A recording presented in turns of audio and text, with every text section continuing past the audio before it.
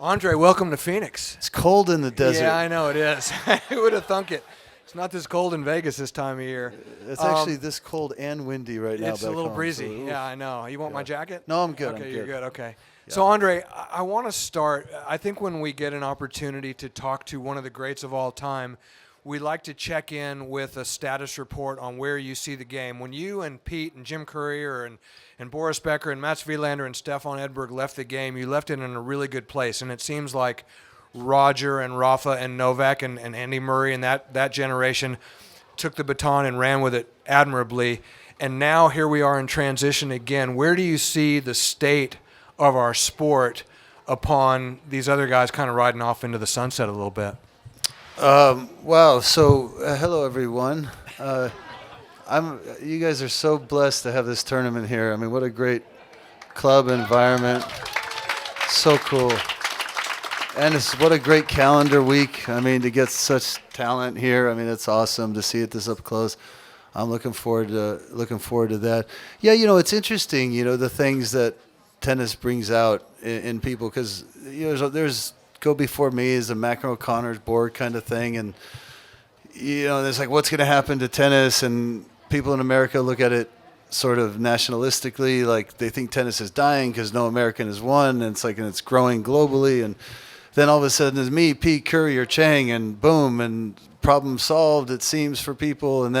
But then we retire, then what's going to happen? And then next thing you know, we have the greatest generation that's ever played with Nadal, Fed, Novak, right? And then it's like, oh, but these guys are gone, now tennis is really going to die. And then you got a guy like Alcaraz who can do defense like Novak can do, offense like, RPMs and pace and like Nadal, and then has hands like Federer, and you're going, oh, then Sinner, who's one great ball striker, and all of a sudden you're thinking to yourself, well, geez, no, well, tennis is okay. And I just think what you end up realizing is, like, tennis it's tennis that is so great, that brings out the things that we end up appreciating in the players, right? It's like, it's combat, it's gladiator stuff, So I think it's in an awesome place because of its history, and because of, like, when you look at it from any perspective, the American players, 5 in the top 20 or 25, 2 in the top 10. You look at it from a standpoint of versatility. We're going to start to see that sort of hopefully change now, because the game always leans with the spins and the surfaces getting a little bit closer in speed.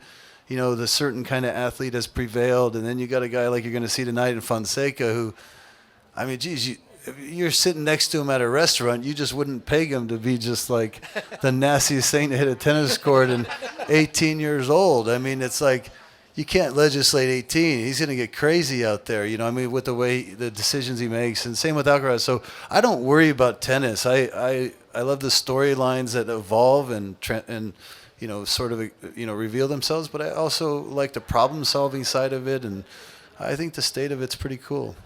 You talked at first about how lucky Phoenix is to have this challenger, and thank you, Johnny Levine, for that. Yes. Yeah. And his team. But Andre, the roller coaster that was your career had you playing a couple of challengers in '97. And when I think back on what the vibe must have been like with Andre Agassi at a challenger, I mean, I think of like Michael Jordan playing minor league baseball, and what was that like, and the vibe around it. What was it like? How much excitement did you feel, and maybe pressure as a result of that when you played those challengers at that time? Did Johnny ever tell you he beat me 6-1, 6-0 in the finals of... Well, I played college tennis with him, so yes. He did tell you that. He did. It was a satellite. We played in the first tournament in the finals. He beat me 6-1, 6-0. The guy didn't miss a ball for the whole month, by the way. Won the satellite. And then then we played. I went to Seoul, Korea a couple years later. He didn't recognize me because I had grown a little bit. I wasn't 15 anymore. Went through puberty. And I beat him first round 6-1, 6-1. And I gave you one more game than you gave me because I wanted to show you what a kind person I was. No. What was your question? No, I'm kidding. When you played the challengers, what was the vibe like of Andre Agassi walking into a challenger event? Yeah, I mean, listen, it's a long story, so I'll save you all those, the depth of the context of everything. But I got to number one in the world, and people thought I must have been living a dream, and I was probably the most disconnected, unhappy person in a lot of ways. And I spent 2 years falling to 140 in the world. Everybody was surprised except me. Then when I found my reason for playing, I had to start over again. It was too important to me, and people thought it was, Bruce Springsteen playing at the local bar or something, But for me, it was the most connected I'd ever felt with tennis because I finally had my reason to be back out there. And while I was playing guys that maybe never dreamed they'd meet me, let alone beat me, at the end of it, I was where I needed to be, and that felt so good. And so what is typically hard about challenger level is these guys are fighting to get to a place where they can count on their life, where they can count on their schedule, where they can count on being in tournaments, and they can count on paying their bills. They can count on, changing their plane reservation because it's going to cost them if they don't, right? It's tennis is you succeed at somebody else's demise, and they're out there fighting for each other's livelihood. So, and it's really raw and it's really honest, and it's the only true meritocracy that exists is sports. It's like there's no hiding from it. You eat what you kill, and so it's like you're out there in a challenger, man. You're out there with guys that always have fangs. I mean, you play higher level tournaments, and you play guys that can afford to say, shit, I need a week. Worst case scenario, 6-4-1-0. I could use 5 days off and get ready for the next tournament. You'll never get that here. So it's a fight. It's a fight I needed to engage in, and one that I look back on and I'm very proud of. But at the time, it was very endearing too that the people in my life treated it like Wimbledon, because it was important to my next step. And every one of these guys you see out here is every swing of the racket is important to their next step. And you don't always have the luxury. It's the difference of watching college sports or watching the first 3/4 of an NBA game. It's like, it doesn't start till the fourth quarter. It's like, it's at the risk of judging other people's realities, there's something really nice when somebody gives a shit from start to finish. Yeah, you can clap for that because that's a great answer. Andre, I think those of us that watched your career sort of, if we watched it closely, we think of your career in terms of before Gil Reyes and after Gil Reyes. And obviously you had some great coaching. You worked with the likes of Brad Gilbert and Darren Cahill, two of the best in the business. But really a guy who seems like was a life changer, not just a life changer with regard to what was happening on the court for you, but on and off the court, was the work that you did with Gil Reyes. And I ask you that because I feel like when people take on the challenge that a guy like Gil brings forth, all of us can accept that challenge with the right trainer or the right influence. Talk about that relationship and how that changed you as a player and as a man and as a husband and as a father. There was just so much that it seems like Gil did. Well, yeah. So he was my strength coach, but honestly, he's probably one of the first people in my life to make me realize that I was worth being cared for. I mean, he valued me more than he did my performance. My entire identity as a child and on the tour as a young teenager, was about performance, and that was my worth, and that was the end of it. And Gil helped me realize that I'm more important than that, which was a great relief, great safety for me. But he just didn't build my body, he built my mind. But at the time, I'm 18 years old. I'm 5'10" and a half, on a good day 5'11". I weighed 150 pounds, like soaking wet. Like, if I stepped out of a swimming pool with all my clothes and shoes, like I was 150. That was my goal, just to be. And I was playing in the semis of the French Open against Mats Wilander in 1988, and he'd won 3 of the 4 Grand Slams. And I should have beat him. I didn't feel his game. I was dictating everything. He could run for days, and won the fourth set and got to the fifth set and had break points, multiple break points, first game of the fifth. And I'm thinking, this guy's not good. That's what I was thinking to myself at the moment. It's like, I can handle it. I'm 18 and I don't know anything about the game yet. I haven't learned anything about the game except the fact that all of a sudden, like, I started cramping, and like I was like, oh, this guy's actually pretty good. I mean, he's been doing this for 4 hours and he's just waiting for me to go away, and he knew it was inevitable. So I needed to build my body just to be able to maximize, what I could do on a tennis court. And when I found Gil, I didn't realize I found something a lot more than just a strength coach. I mean, he's a godfather of my children. He's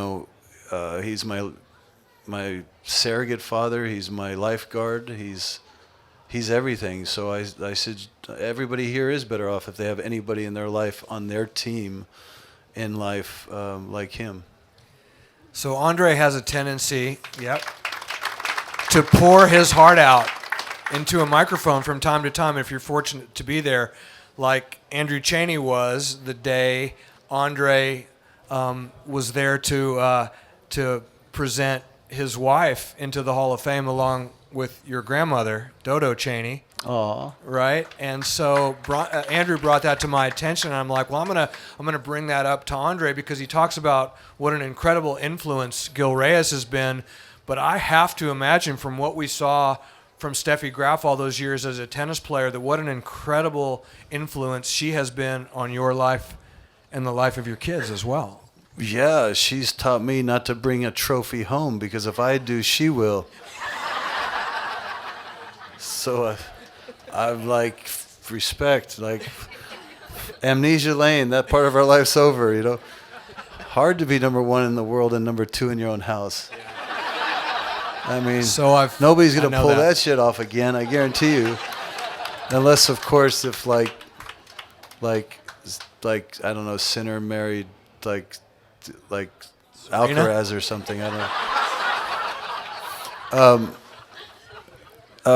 You were asking me about Steph, Dodo, or Hall of Fame, or what were you asking about? The way you poured your heart out. Just talk about Steph and the relationship in terms of what that's done to ground you and what it did for your kids. I read something that Jaden said recently about how great his parents were, plural, because their parents were pretty tough on them, your folks and her folks, and how you guys kind of learned from that. And he really feels like he and your daughter were very fortunate that you learned those lessons and have been like, whatever you guys want to do, we'll support it.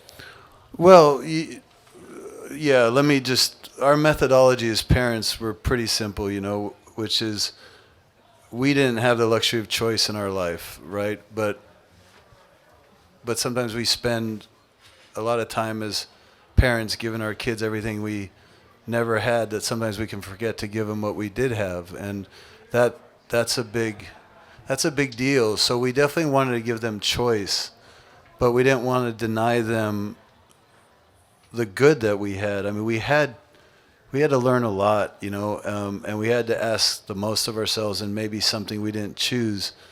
And we were always held accountable to making the most of ourselves, but not for the sake of being the most of ourselves, for the sake of winning and performing. So we could get rid of all that crap, and we could say to our kids, listen, you get to choose, but guess what? If you say something's important to you, then your actions in life better reflect it, and that's what we're going to hold you accountable to. We're not going to tell you what to do, but we're going to listen to what you say you want to do, and then you better live what you claim you believe. If you don't, one of two things is wrong. You either really don't want that, or we're being irresponsible and not helping you hold yourself accountable to, being capable of so much more. So I think that's kind of been our methodology as parents, generally speaking. But at the same time, it's like living with the Wizard of Oz of sorts, right? Everybody, they get to live behind the curtain. It's like, if you live authentically and you go to the grocery store and people treat you like you're something special, and you sort of kind of go, well, that's your perspective, but we struggle as much as you do on a lot of things, and then your kids get in the car and they kind of realize, wow, everything people tell them, everything they see just doesn't really line up with what is, except the truth of how, it's actually a great tool. It's actually a great asset to help your kids sort of have some sense of context for their own life, some sense of idea of what success really means, and the importance of defining success. And they get to appreciate in context the choices that we all make every day on what it is we value, and so they actually have a pretty interesting lens that was a great tool for us to hopefully teach them with. Yeah, absolutely. I mean, imagine Andre and Steffi are your parents. You might learn a few things. How about a cute story? Andre's from Vegas. In Vegas, there's a lot of poker players there, and they have a tendency to be able to read people's tells. Raise your hand if you've heard the story about how Andre used to read Boris Becker's serve. Okay, so you have few of you, but I think, Andre, it's worth mentioning because I think what's funny about it is when you told Boris about it, what his reaction was. So maybe you can kind of take it from there. Yeah, I mean, tennis is interesting. There's only one shot in tennis you control yourself, and nobody else has a say, and that's the serve, right? Every other shot is dictated by court position, dictated by pace, dictated by strengths and weaknesses, what your objective is, where you're going to put the ball down with no pace, through the court with pace, up and high. So there's a lot of working component, but the serve is something you sort of practice in a silo, a bit like a golfer might go out and just stand over a ball and think about what they're going to do. And so one of the things that tends to happen in tennis when people serve in a silo is they tend to get into, routines and habits that kind of reflect what it is they're doing. They're like tells, if you will, and Boris had one, but I discovered it because it was just odd. It was just odd. His tongue always did something weird it always did, he'd get to this part of his, remember how robotic, he used to always like, and then he'd get to like a certain part and then his tongue would like, it wouldn't be that it would just like point, but it would either come out straight, or he had this ability to roll the tongue, like the tongue, you could see the tongue like almost twist. So I don't know if you know it, but like, have you ever tried it? My mom can't do this, but like some people can just move their tongue in weird ways, other people somehow can't, right? I can't do what he did. He used to like roll it like a Cinnabon pretzel or like a churro or something, and so when he would roll it, he was always cutting the ball, and then when he was sticking it straight, he was always going through the court. So in the deuce court, it was like T serve or body, because he's going to try to beat with pace. If he rolled it, it was like a cut, ad court opposite. In any case, the hardest part wasn't reading the serve. It was not letting him know that I could read it, because I didn't want him to like go, okay, he's reading my serve and then figure it out. I'd rather him ace me 25 times and lose 5 and 4. It's like perfect, I need to win the right point. So I read it for a long time and kept him from knowing it forever, and swore one day I would look forward to telling him when he was retired. And he took me out to Oktoberfest when he was retired, and I was with him and his wife Barbara at the time and my coach, and I'm going, I can't do it now. I mean, I can't tell him now. It's like, it doesn't seem right. He's hosting me at the Oktoberfest. Then we had one beer, and I'm like, well, like maybe I could tell him. And then it was like, second beer goes down. I said, I gotta tell him. You gotta be honest. I mean, you can't just sit here and like, I feel like I'm living a lie in front of the guy. And then the third beer, it's like, fuck, I'm telling him. I mean, I'm telling him. So I told him, and I said, by the way, you always did this thing with your tongue, and he just kind of stopped. He looked like a deer in headlights. He took it like a champ, and then his wife just hit the table and started laughing so hard. And she's like, all the nights that you kept me up, because all he would talk about is like, the guy reads my mind. It's like he reads my mind. And then you were just reading his tongue. Yeah, but he's in denial about it. I know this. I know this for sure, because we have mutual people, friends, and what have you. And they said no, he's denied. I said okay, just next time he denies it with you, then make him admit that I was so much better than him. I could beat him 10 times in a row, not knowing where he was serving, because he has the choice. He's either going to admit that I could read his serve, or he's going to somehow have to say I was that much better, and I guarantee you I wasn't that much better. It was all in the tongue. How's that story, right? Awesome. So, Andre, let's talk about two of the majors that you won that I think we saw so much incredible emotion. One it seemed like just pure relief, which was winning Wimbledon in '92 when you beat Goran in the final, and the other one was when you came from 2-0 down against Andre Medvedev at the French to complete the career Grand Slam. Sort of talk about the different emotions of those two, because they were both such massive days for the sport of tennis, not just for you, but for all of us. 6-7, 6-4, 6-4, 1, 6-6-4. I don't remember anything about the match. No. 1-6, 2-6, 6-4, 6-3, 6-4. And Okay. that's slipping my mind. Sorry as well. that I. Yeah, I mean, winning. I lost 3 Grand Slam finals. I was in process of going down as one of the great underachievers of all time. People saying I didn't have what it takes to win. Me saying I don't have what it takes to win.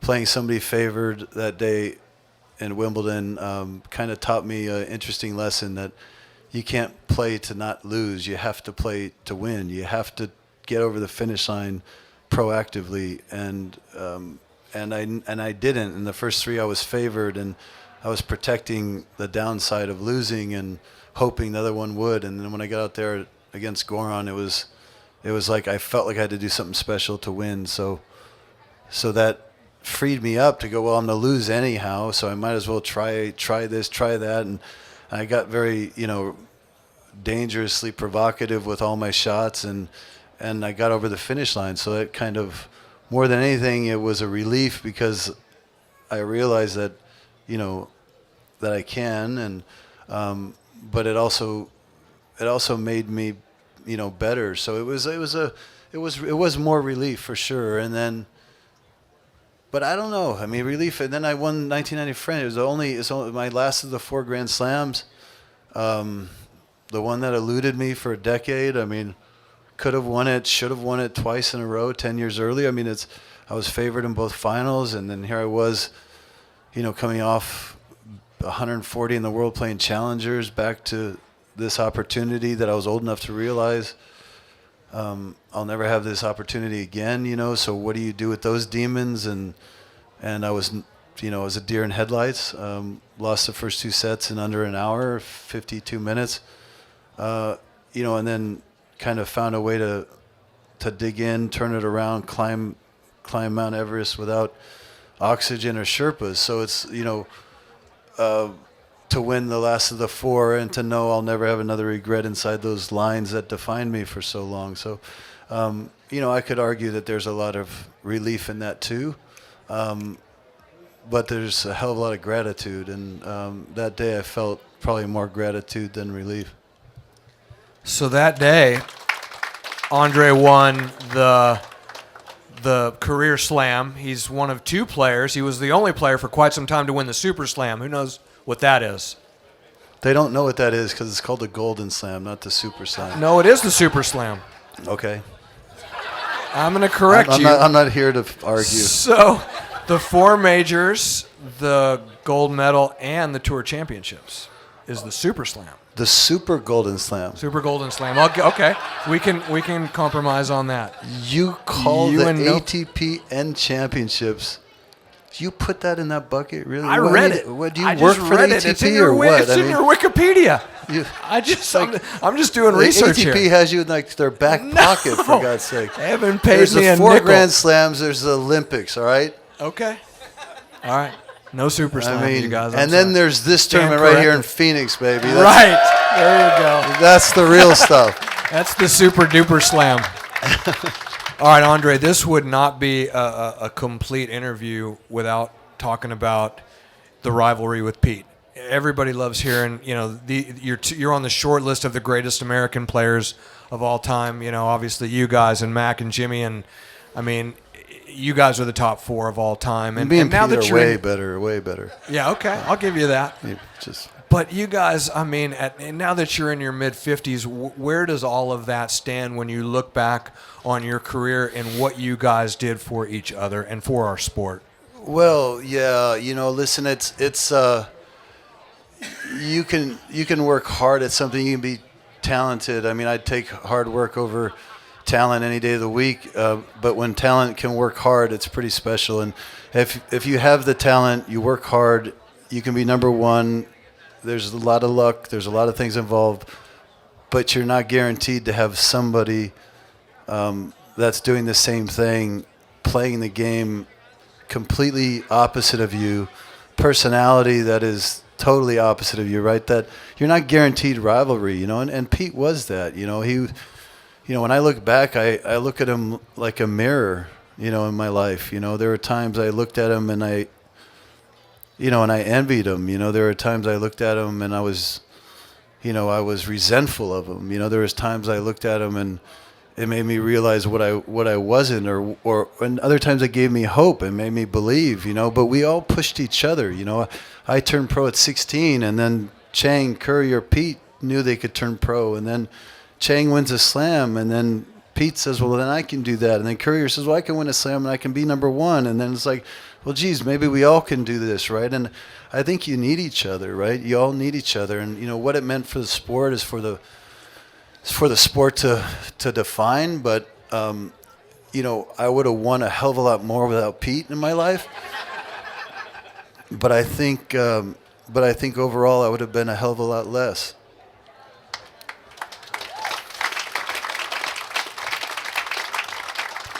And again, as we go forward and we start to look toward the future of American tennis, we sort of talked a little bit about a broad picture of the state of the game, but let's circle back.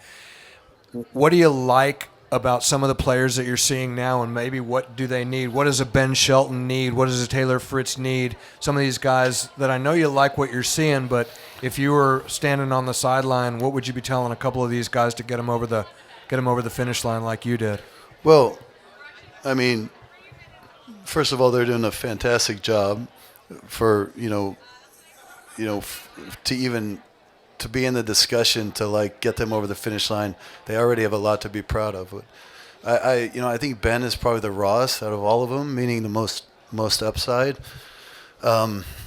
Geez, what I would tell Ben. Ben Shelton is an incredible athlete. He's a boss out there.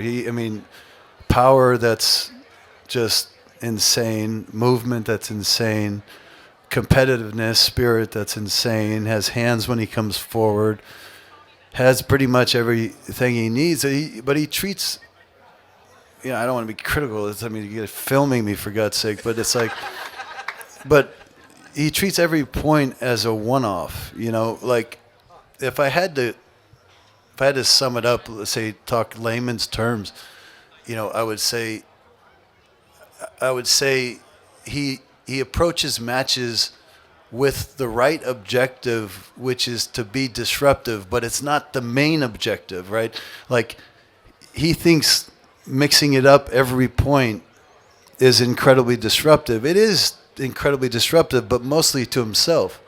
I would argue with him that he needs to value himself more than that. He has a baseline game that can be imposing. He needs to understand what that is. He needs to bring it to the table, full stop. And then if somebody's answering that bell, then he needs to be disruptive to remind them that he can do other things.